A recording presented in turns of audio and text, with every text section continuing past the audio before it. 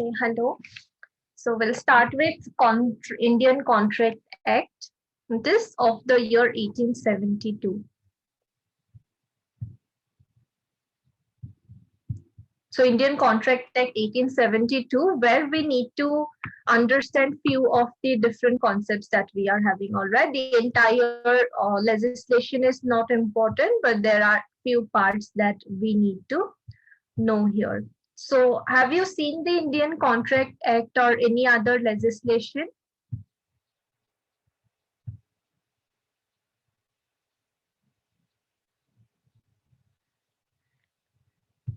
I'll just show you the legislation, okay, what it looks like. So whatever legislation you are reading, right, you can always type name of the legislation and then you can look for its bare act, all right. If you are reading Indian Contract Act, you can always search Indian Contract Act bare act. You would get a legislation which looks something like this. Something like this, all right. So all the provisions, whatever is there inside this legislation, you can see it, right? This is Indian Contract Act 1872. It is having different chapters, different provisions, different sections, and it talks about all the different concepts that we need to know regarding formation of a contract, how we need to perform our parts of contract and all that stuff, right? So this is like a very big document with 49 pages that mentions in detail regarding all the different things that we need to know regarding a contract. So here is what we have. There are two different dates that we one is the date when this legislation was enacted, and another one is the date when it came into effect, right? So date when it was enacted, as in on this particular date it was accepted, that fine, this document is what we are going to accept as Indian Contract Act, and whatever rules or regulations are mentioned there, we need to follow those rules and regulations in making a contract. And it came into force, or it came into effect, as in from this particular date, whatever was written in this legislation, those provisions became binding on us, right? We cannot just violate those provisions. We need to follow whatever is written in this document, and accordingly we can enter into a valid contract. All right. Now, if you look at the legislation, if you look at the bare act, it is having all these different provisions. First is sections 1 to section 75 that mentions regarding general principles of law of contract. Secondly, we have another part which talks about specific contracts. There are some examples also which are given there. What are general principles of law of contract? Principles as in some rules or regulations which will be applicable on us. What kind of rules or regulations are these? These are general rules or regulations, right? That means these rules and regulations will be binding on any kind of contract that you want to make, right? It will be binding on us. That means it is general principles. Specific contract, as in there are different types of contracts which we have, right? Take for example, you started with your course, okay, LLB course. There you will have different subjects. So those different subjects are nothing but specific subjects or specific contracts. That contract is one general word that we have, like LLB course. Under that you need to study different subjects. So these different specific contracts are nothing but different types of contracts. Okay, they are different divisions of contract based on the purpose. Why have you made this specific contract? Based on that, we have different types. So we will see these different types of contracts also. All right. So Indian Contract Act is having mainly two different provisions. First one is general principles that mentions some general rules or regulations that we need to abide by, whatever kind of contract we want to make. And specific, as in these are some specific types of contracts that may be made or entered into between parties depending on specific situations or their needs. Before 1930, there were few more sections that were there, that is section 76 to 123, which dealt with sale of goods, but now this part is being repealed and we have a different legislation to talk about sale of goods. It is Sale of Goods Act 1930. Similarly, for partnership also there were few sections, but now it is also like a different legislation we have, right? So basically these provisions are being repealed. We just have these two different provisions under Indian Contract Act, that is general principles and some specific types of contracts like indemnity, guarantee, bailment, agency, pledge, etc., which are there. So these are the different parts which we have right now under Indian Contract Act. There are all these different chapters that we have. First one is preliminary part, and after that we have 11 chapters. Under that we have all these different sections. Okay, so this chapter 77 is being repealed and is also being repealed, right? So these are the remaining provisions that we have. Scope and application, then communication, what is contract, what is voidable contract, void contract, different provisions that we need to understand. So where is it that Indian Contract Act is applicable? What is its scope? Anyone knows scope of Indian Contract Act? Where and all Indian Contract Act will be applicable? Is it entire India? Is it some specific states? Where is Indian Contract Act applicable?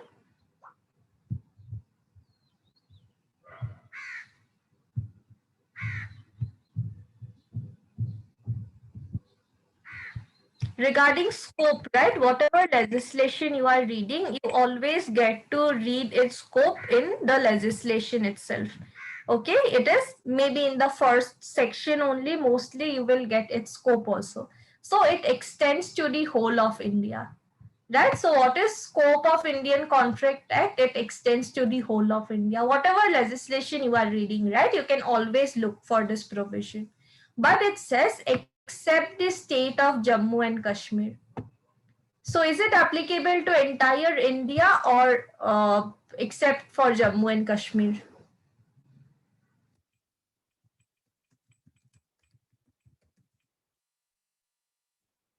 Whenever you read a legislation and you see that it is applicable to whole of India, but except the state of Jammu and Kashmir. All right. Why? Because Jammu and Kashmir was having special status, right? They were having their own laws and those laws were applicable. But now most of the central legislations are made applicable in Jammu and Kashmir.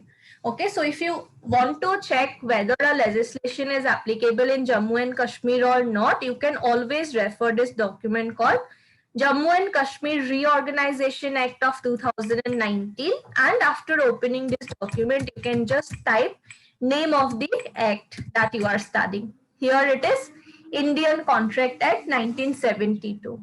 What is this provision? It says in subsection 2 of section 1. What is subsection 2 of section 1? This is section 1, right?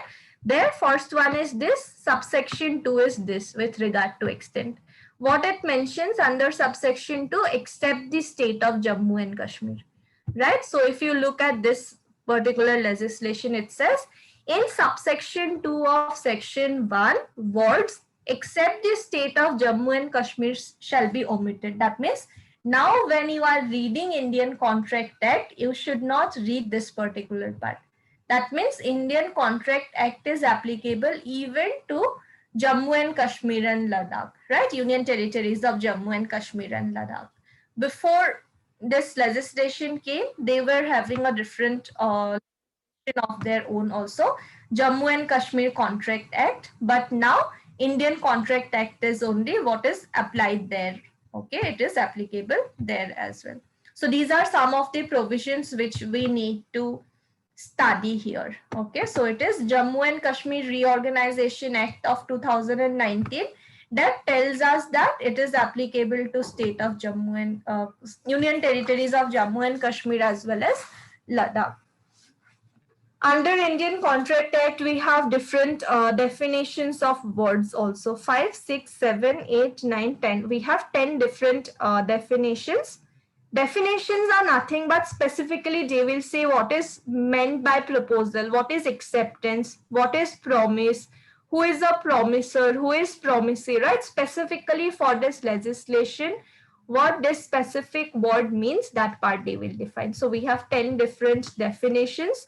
All are not important. There are some which are important, which we are going to discuss. So what is a contract? We make so many, we enter into so many contracts in our daily life also, right? What is a contract?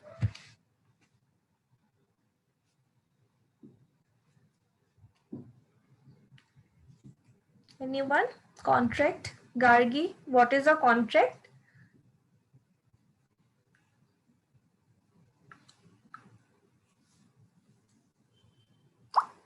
Have you seen any contract or have you entered into any kind of contracts that you remember? Contract is like a very commonly used word, right? So what is contract, what is agreement, what is void agreement? All these definitions are like important. You need to know what is a contract and agreement, how they are different, right? So these three are important definitions that we will try to see. All right, first one is agreement. What is agreement? Every promise and every set of promises forming consideration for each other is an agreement. All right, what is agreement? Written legal agreement. All right, so it may be written also, it may be oral also. Okay, yes, it is some kind of an agreement, right? Legal agreement which is binding, that is a contract. So first we will see what is an agreement. It is every promise and every set of promises forming consideration for each other is a contract. So it can be one single promise or it may be a set of promises also. Forming consideration for each other is an agreement. All right, so there can be two persons, A and B. Okay, both of them agreed that from tomorrow we are going on a morning walk at 5 o'clock in the morning. All right, at 5 a.m. every single day we are going for a walk. Along with that, they made a promise that after we are done with our work, walk, we will have coconut water. All right, that also they promised. Also promised that in the evening time we will go to the gym. All right, that means what happens is here there are three different promises made. Okay, it can be one single promise that I will go for a walk every single day at 5 o'clock. That can also be an agreement, or it may be few different promises of different promises also that you may make. Okay, both of these will be agreement. But when there is consideration for each other, when both of you agree to the same thing, right? You may feel ki okay fine, if there is someone else to accompany me, maybe I would be regular with my workout and everything, so I will also agree, right? When both of them agree to all these points, it becomes an agreement. It may be one single promise or it may be a set of promises also. Okay, that is nothing but an agreement. Now, under section 2G of Indian Contract Act, it defines what is void agreement. So what is void agreement? An agreement not enforceable by law is said to be void. Not enforceable as in you cannot go to court. Right? You cannot go to court for its enforcement. Today, A told B that I will go out for a walk every single day at 5 o'clock. We will have coconut water, evening time, we will go to gym.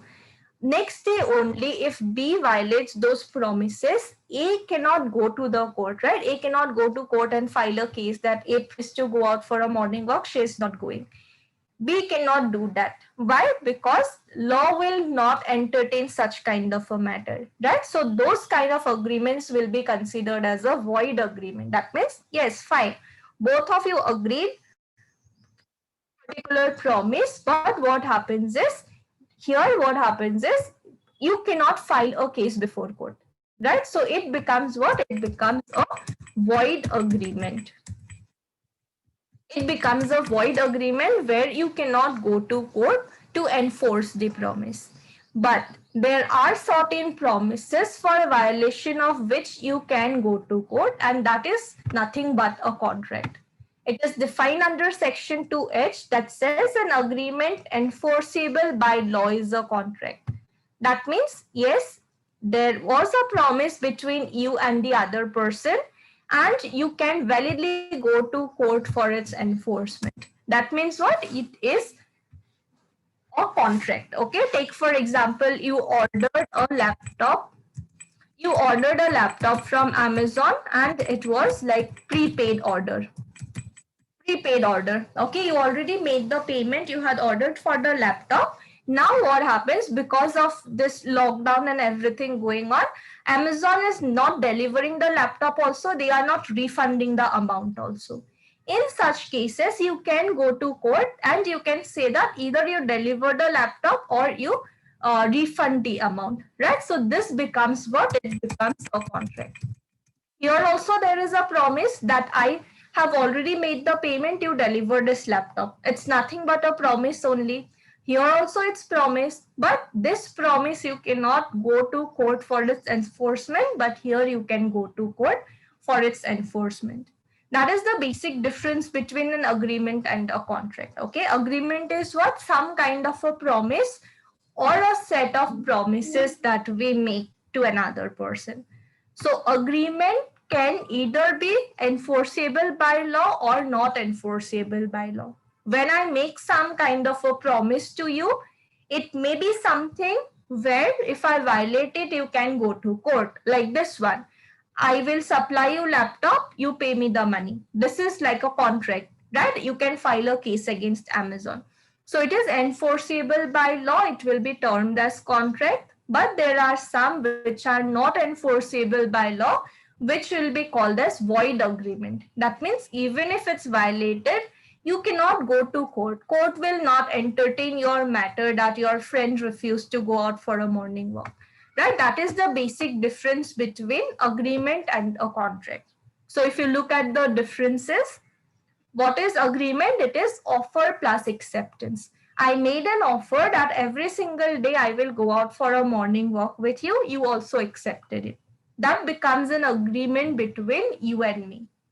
What is contract? It is agreement. That means there is offer plus acceptance. I offered 50,000 rupees to Amazon and Amazon agreed to deliver the laptop to me.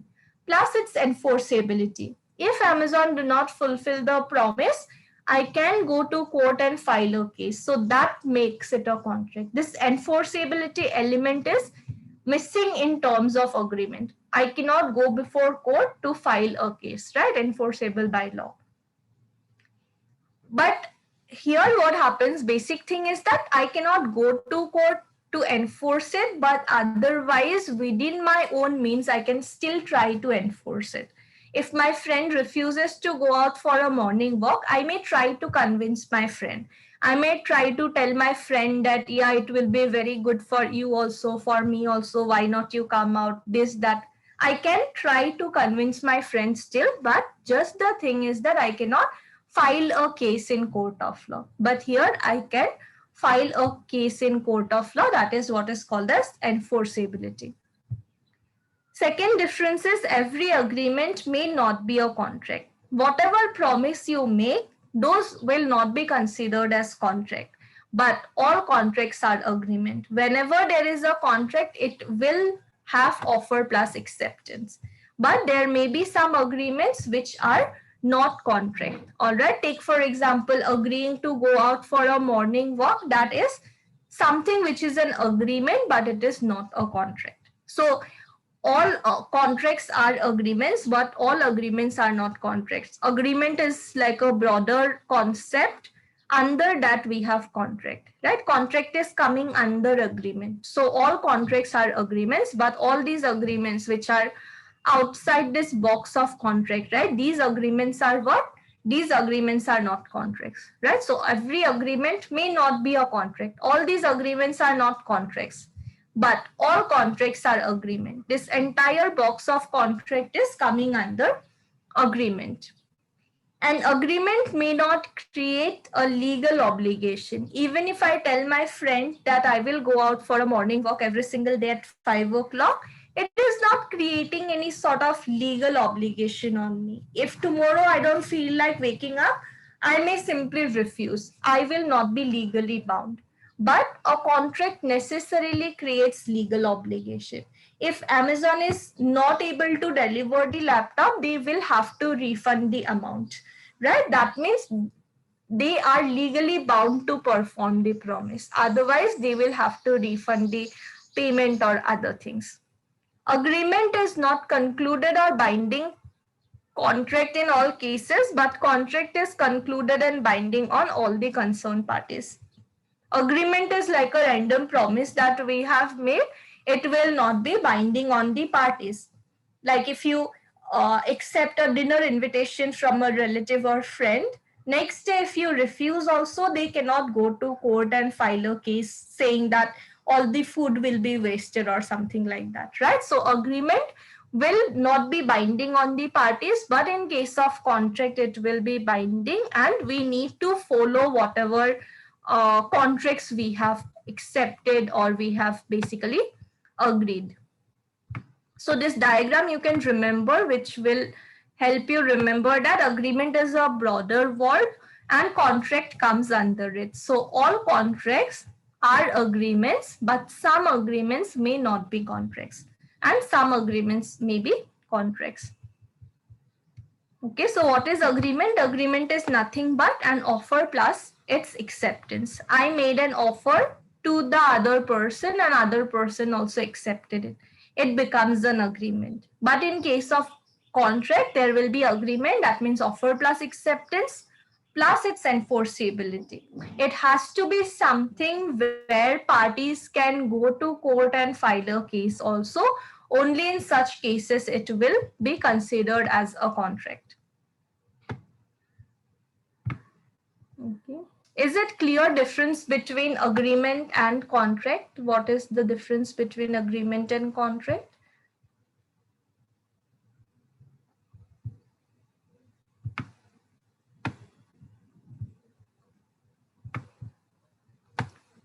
You can unmute and say if you have any doubts.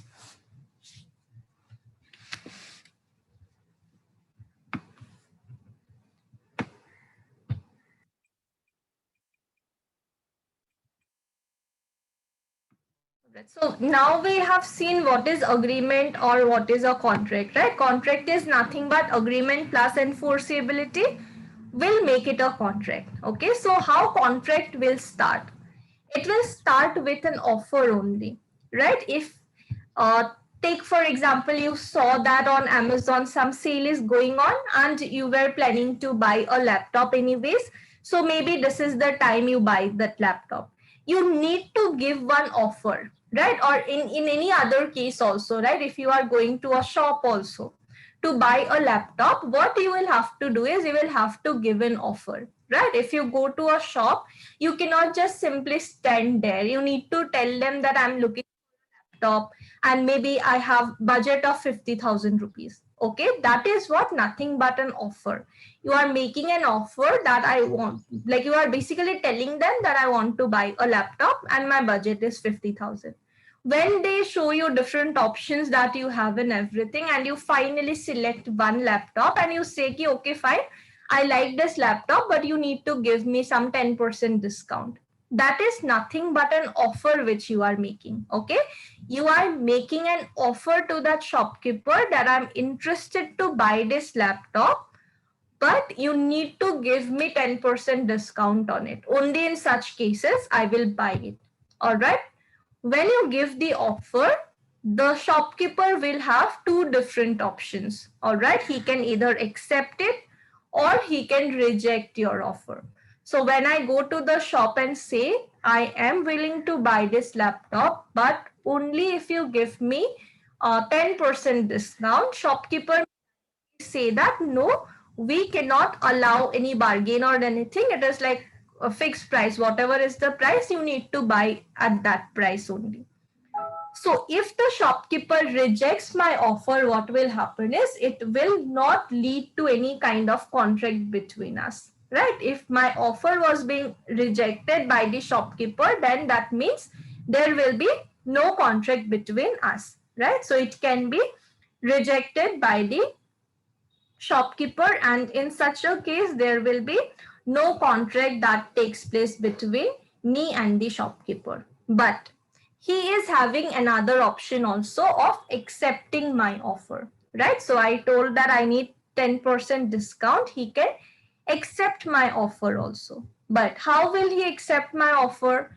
He can either accept it conditionally or unconditionally. Okay, so what is condition? Basically, we say, right, terms and conditions apply. That means some conditions will be applicable. It's not like applicable in all the cases, but there may be some conditions. So the shopkeeper may accept it unconditionally. That means he can agree ki, okay, fine, I will give you 10% discount, you buy this laptop.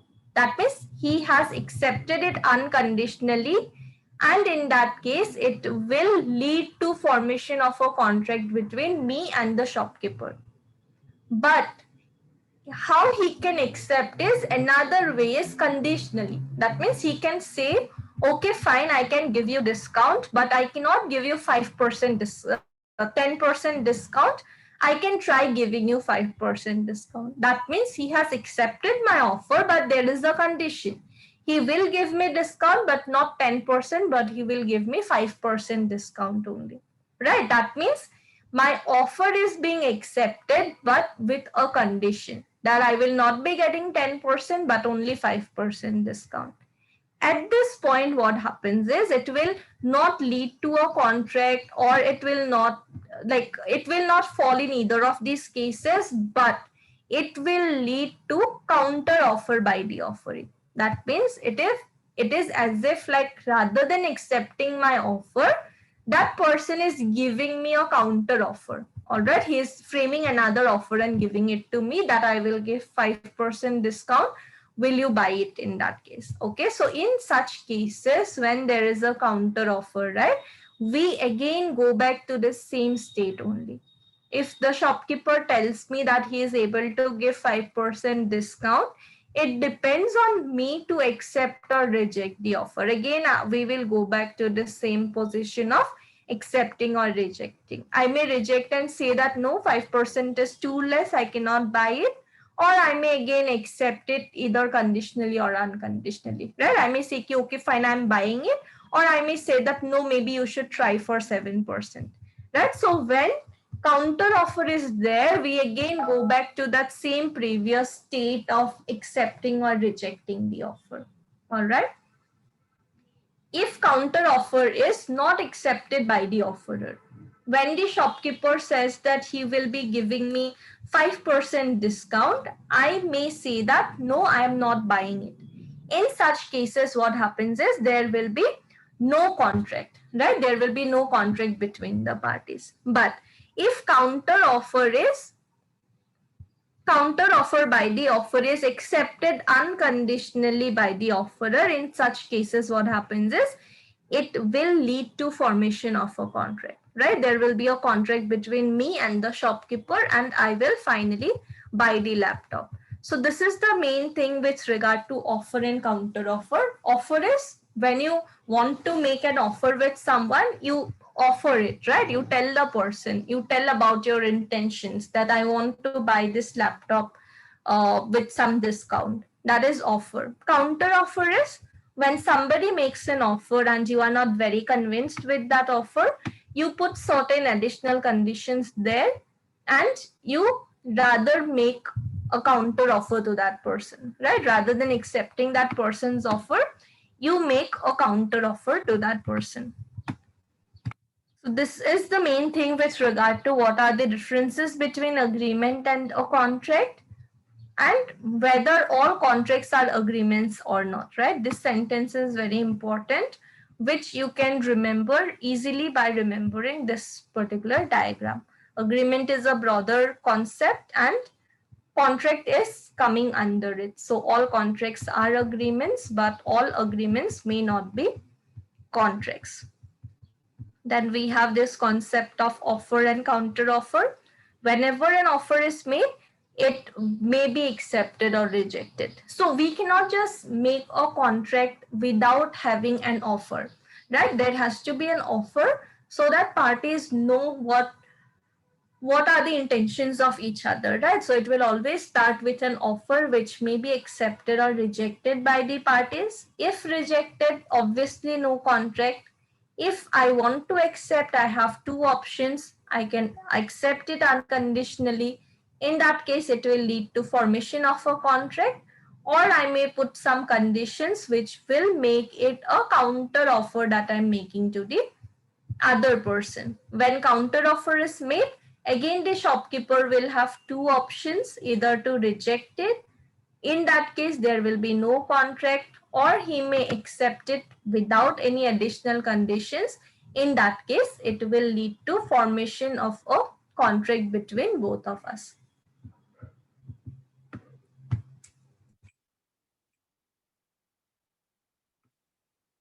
Okay, so there are few questions that you can try to answer from this part.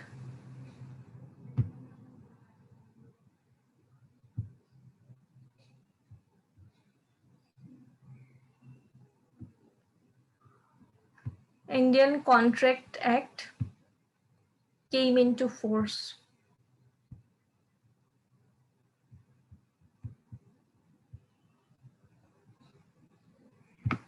One is B, 1st of September 1872. Yes, it is B. 1st of September 1972. Question number 2. When was it enacted?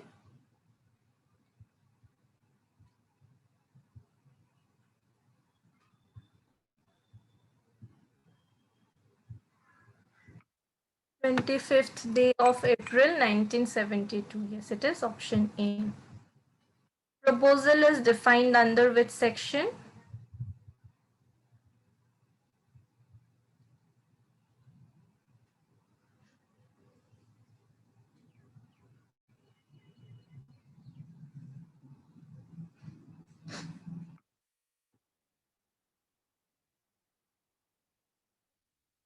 Anyone knows? Proposal is defined under which section? 2A. Yes, it is defined under 2A of Indian Contract Act, the first provision only.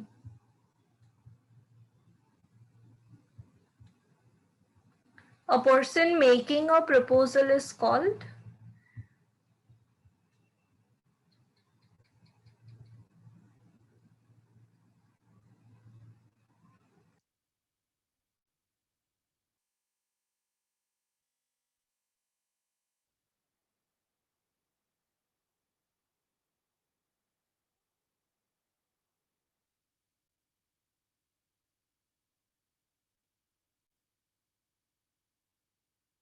Who makes the proposal, that person is called?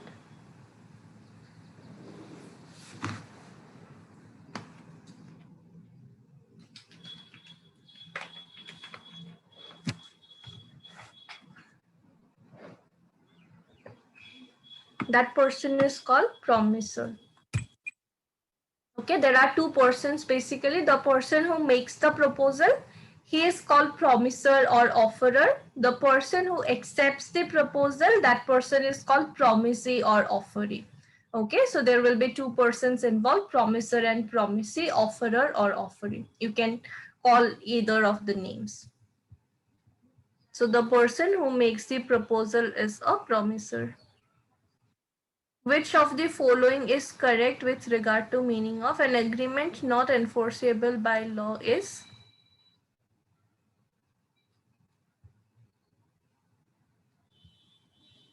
Agreement not enforceable by law is void agreement. Yeah, it is option C, void agreement.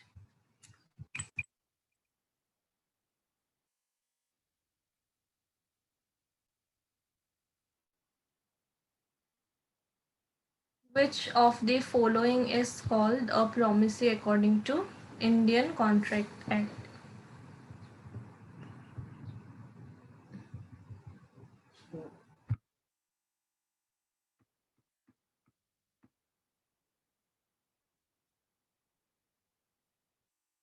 Question number 6.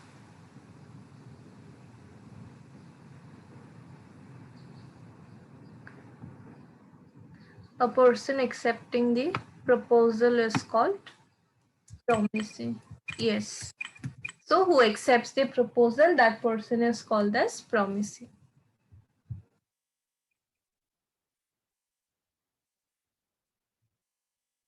You basically need to match it, and then this part also you can try to answer. Capital 1 is this one. Then number 1, 2, 3, 4 is this one.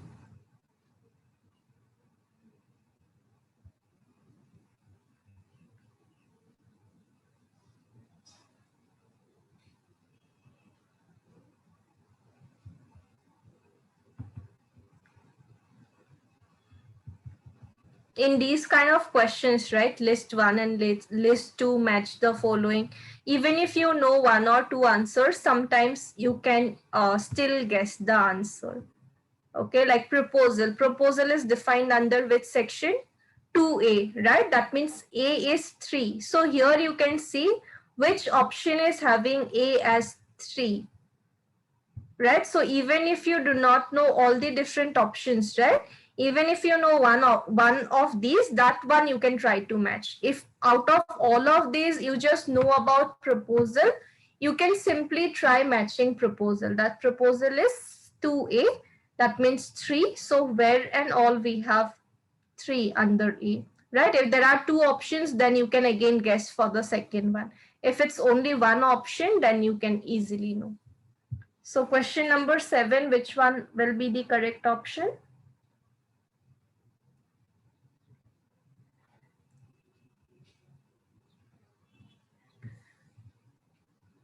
Option A. Yes, it is option A.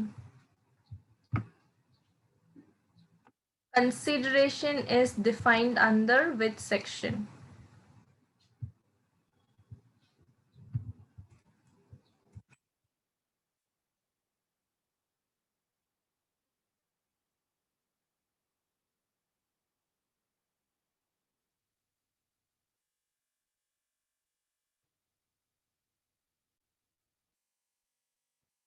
Option A. Consideration is defined under section 2D of Indian Contract Act. Right. So these were few questions that we had, and from this part, right, we just need to know what are the differences between what is a contract and what is an agreement, how they both differ from one another. Basic point is with regard to enforceability under law, right? And then whether all contracts are agreements or not, what is offer and counter offer, that much we have. Then there is another concept that we will see. So we know what a contract is, right? It is agreement which is enforceable by law. When you can enforce the contract by law, that makes it a valid contract. But to make a valid contract, there are certain essential elements that we need to satisfy, right? There are some basic conditions that we need to fulfill. Only in that case, it will be considered as a valid contract. You will be able to legally enforce it. Okay, so these are 5 different elements, all right, basic elements of a contract. You need to fulfill these 5 different conditions. Only in such a case, your contract will be considered as a valid one and you will be entitled to enforce it. Okay, first one is offer and acceptance. Take for example, I want to make an offer to someone. I want to enter into a contract with you. Okay, maybe you are having a two-wheeler and I want to buy that two-wheeler from you. In such case, what happens is I need to give an offer to you, right? I cannot be simply sitting at home and thinking that it would be really great if I can buy your two-wheeler. That will not be helpful, right? Because you need to know that I have an intention of making a entering into a contract with you. So for that, I need to make an offer to you, right? I will go to you and tell you that I want to buy your two-wheeler. Now, just making the offer is also not enough. you need to accept my offer also, right? If I tell you that I want to buy your two-wheeler, maybe around 40,000, you need to accept or reject my offer, right? You can accept my offer, you can say that, okay, fine, I can sell you this for 40,000 rupees. That will lead to formation of a contract between us. But if you say that, no, right now I'm not planning to sell it, in such case, it means that my offer is being rejected. There will be no contract between us, right? So first condition is that there has to be an offer plus its acceptance, right? I will make an offer, you will accept it. Second is intention to create legal relationship. Now, what is intention to create legal relationship? Legal relationship as in whatever promise we have made, right? It is not a random promise that we made today and tomorrow we will break it. It is not like that. But it is something where you intended to make yourself legally bound. Take for example, if you take a service, okay, maybe some service, you went to a shop and you took some service, you know that you need to pay some amount for that service, right? In such a case, you have an intention to create legal relationship, you have an intention to make yourself bound under law, right? If you want to book some flight ticket or something, maybe you told a friend of yours that please book this ticket for me. In such case, you know that you are making yourself bound under law, right? You cannot simply allow your friend to book and later on be like, no, I don't want to travel, I'm not going to repay the money or something like that. Why? Because there is intention to create legal relationship between parties. Third one is competency of parties. That means any and everyone cannot just make a contract. Those persons who are entering into the contract, right? Those persons must be competent to enter into a valid contract also. So anyone knows what are the basic conditions that we need to be eligible to enter into a valid contract? What conditions do we need to satisfy to be entitled to enter into a valid contract or accept someone's offer and make it legally binding on us? Who are competent to enter into a contract?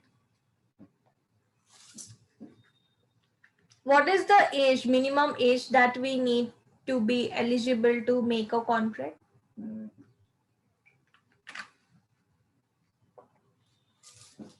Anyone? Do we have any age limit or something with regard to this? Competency of parties. So anyone cannot just make a contract. There are three grounds that are mentioned, okay, that we need to satisfy. First is with regard to age, that the person should be at least 18 or above 18 years of age. Why? Because a child may not be able to understand nature of the contract, what is it that he is giving consent and other stuff. So it is necessary that parties are competent to enter into the contract based on the provisions mentioned under Indian Contract Act. All right. Fourth one is free consent. What is consent? You agreeing to the thing, right? I cannot simply come to you and say that I want to sell my two-wheeler to you for 60,000 rupees. So you will buy it, you give me the amount. I cannot say like that, right? You also will have to agree, or you should give your consent to my proposal or offer. Only in such a case it will be binding, right? Otherwise I can simply send you some random emails or stuff, but all of those things will not be binding on you unless and until you agree on that or you give your consent. So free consent is also very much needed. And fifth one is lawful consideration and object. What is the difference between consideration and object? Object as in the main purpose why we have made the contract. Okay, there will be a purpose. If there is a contract between you and me to buy a two-wheeler, I want to buy your two-wheeler for 60,000 rupees. In such a case, there is an object that we have, right? I want to buy your two-wheeler and you will get 60,000 rupees. So that is the main purpose of making the contract. So that purpose should be lawful, right? That purpose should be lawful. It should not be something that is prohibited by law or stuff. And secondly, consideration is valid. That means whatever amount you are getting, right? 60,000 and I'm getting the two-wheeler, that amount is also lawful. Whatever return we are getting, the two-wheeler or the amount, it also should be lawful. That means I cannot pay bribe to a person, or I cannot promise to pay bribe to a person to give me some job, government job. I cannot do that. Why? Because it needs lawful consideration and object, whatever contract we are making. Okay, so these are the 5 essentials that we need to satisfy to be able to make a valid contract. So these 5 essentials are what is very important for CLAD, and we are going to study that. Okay, these 5 points in detail we are going to study, and those will cover a lot of your syllabus and a lot of the things that you need to basically know for your exam. First condition or first element that we saw was regarding offer and acceptance, right? So offer and acceptance we need to know. Offer or proposal is one and the same thing only, and that is defined, as you already told, under section 2A of the Indian Contract Act. So it is the first element that we need to satisfy, offer and acceptance. What is offer or proposal? It is being defined under section 2A of the Indian Contract Act. What is it? When one person signifies to another. Whatever words are in bold, those words are important, and only by reading those words also you will be able to understand the definition. All right. When one person signifies to another his willingness, that means willingness as in I want to do something. Whatever I want to do, I will signify that. That means I will let you know that I want to do this thing. Maybe I want to buy your two-wheeler. I will go to you and I will tell you that I want to buy your two-wheeler for 60,000 rupees. That is letting you know about my intentions, because otherwise it's not possible for us to make a contract, right? Someone will have to propose it, someone will have to give the offer. So I will tell you about my willingness to do or to abstain from doing anything. That I want to buy the two-wheeler from you, right? I want to do something. What I want to do, I want to buy your two-wheeler. But why am I telling you that?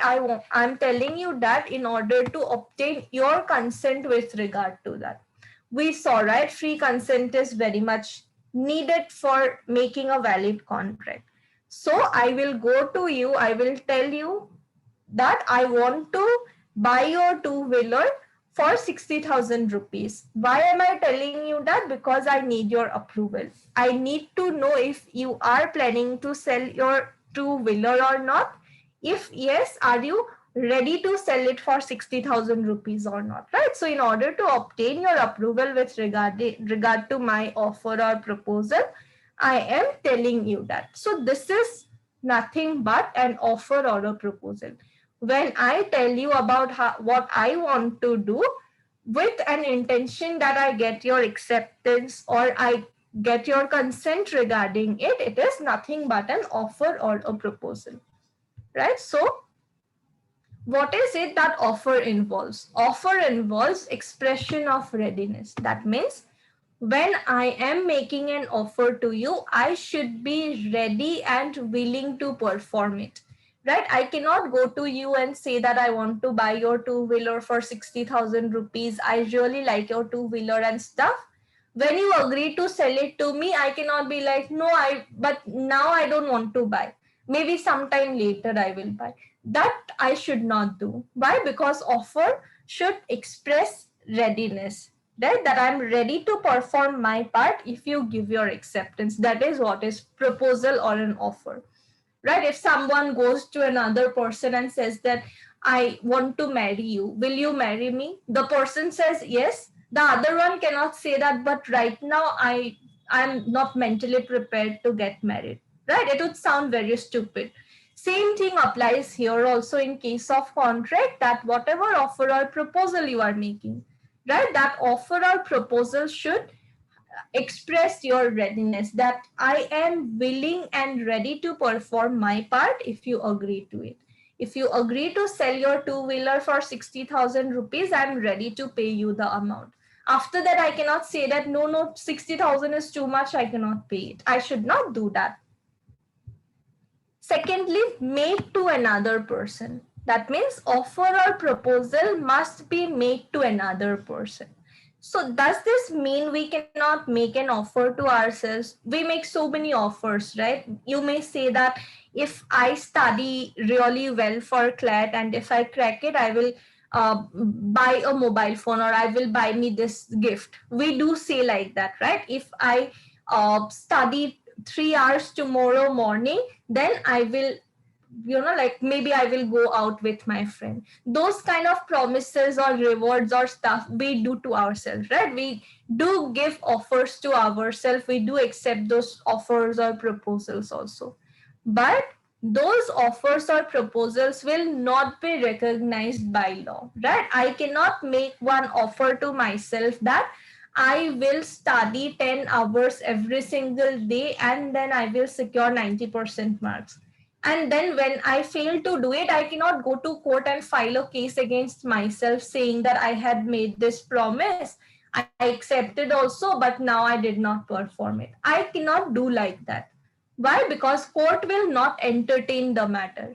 Simply because of that only, proposal or offer must be made to another person. And the other person, if violates the like agreement, right? In only in such cases we can go to court. So offer or proposal must be made to another person. And thirdly, to obtain assent. Okay, fine, I want to buy your two-wheeler, and for that I have made an offer. But why am I telling you all those things? My only intention is to obtain your assent. That means I want to obtain your approval. I want to know if you are also willing and ready to sell that two-wheeler to me for 60,000 rupees or not, right? So it is, these are the three things that those are involved in an offer. First of all, expression of readiness. When I make an offer to you, if you agree to it, I should perform it. I cannot say that no, I am not willing to perform it now or something like that.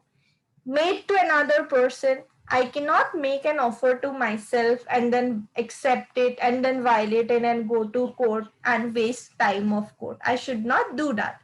But if it is made to another person and the other person violates it, I can definitely go to court and claim for my rights. And lastly, to obtain assent. That means I want to obtain approval or acceptance of the other person, and that is the reason why I have made this offer, right? So these are the three things which are involved in an offer or a proposal. Then another thing we have is an offer may be. How will you make an offer? Right, fine, we know what is an offer, what is a proposal, but how will we make the offer or how will we give the proposal? It may be express or implied. What is express?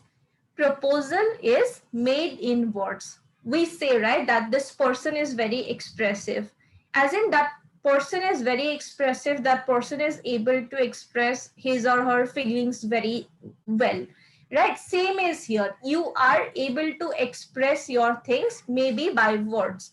Maybe you can write a letter to the other person, you can send one SMS, you can write an email, right? Or maybe by spoken words. That means clearly you have expressed your desire to make a contract, right? That is express offer. So an offer may be express or implied. Express as in you have in clear words, let the other person know about your intentions. You will go to the other person and clearly say that, look, I'm looking for someone to buy my two-wheeler. Are you interested to buy it for 60,000 rupees? That means it's an express offer that you have given. Or maybe you can write an email also that I'm looking for someone to buy my two-wheeler.